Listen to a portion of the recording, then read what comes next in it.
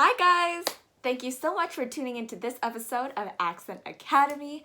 As always, I am your accent guru Ria Deshpande, and today we're going to be talking about the I-M sound. So as you guys know, last week we talked about the A-N sound, and if you haven't seen that video, you can check the I button that's going to pop up right now. But today we're going to be talking about the I-M sound because it actually follows a very similar rule.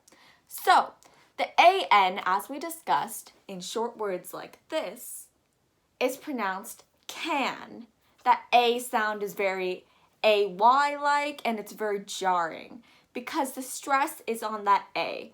But when we have longer words like American, we're actually going to put that stress earlier and not at the end of the word. When the stress is not at the end of the word, it's actually going to be more soft. That A sound is going to be more of an American. So it's kind of squished together.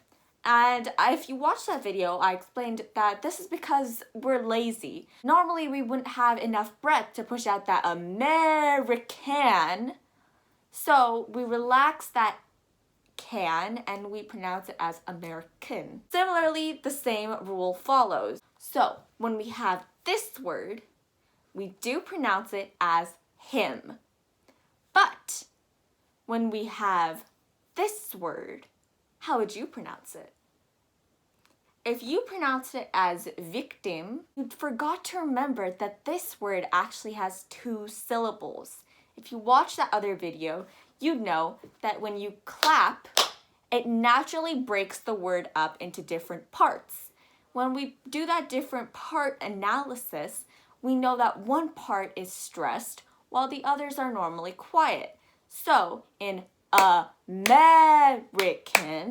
we know that that meh syllable is stretched out. In this word, the k sound is actually stressed out. Victim. So the victim was found on 5th Avenue. So when you have that k that's stressed, or at least that it's 2 or more syllables, you know that that I-M is going to turn into a U-M sound.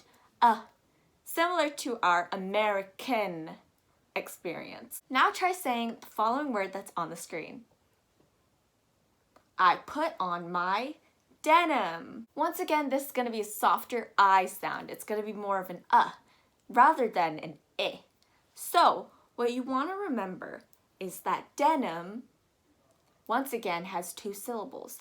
If you have trouble with syllables, you can clap, and there will be a separate section altogether of this course that will allow you to show you some of the different syllables and the different stresses that we have in commonly mispronounced words that come to syllables.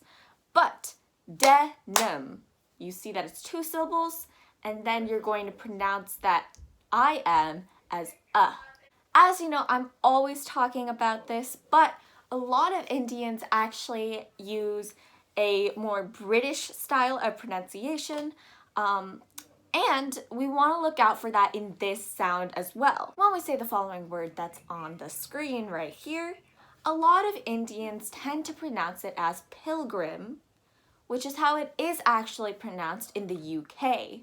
But in American English, we pronounce it as pilgrim. As always, it follows the rule because it is 2 syllables. However, please do not take this rule too far.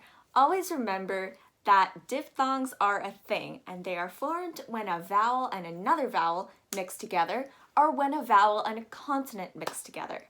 These instances create different rules. Now, if you're a chemistry person, you may know that if I have solution A and solution B and I mix the 2 solutions together, I am going to get a composite solution that's going to have different properties than each one of them separately. What we want to keep in mind is that it's going to be pronounced different, but also in the realm that the letter is pronounced. For example, the following word right here is pronounced as claim. That A takes on that nasally A kind of sound, and the I takes on that E kind of sound. So you always want to watch out for that and always consult a phonetic dictionary. It's completely fine. Remember though, when you are looking at a phonetic dictionary, that you are looking out for the American accent, as always, American and British pronunciations are different. So, I also want to mention that when you have a vowel sandwich, like the following word right here, you're actually going to pronounce that I as an I sound.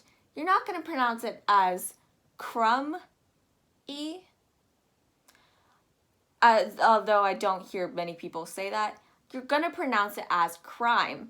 Please remember that, once again, this rule of I am does not work in certain situations. Thank you so much for clicking on this episode of Accent Academy. As always, there will be links in the description for the different parts of this video and the different grammatical structures that I mentioned. Once again, as always, we will have extra words for you to practice down in the description below.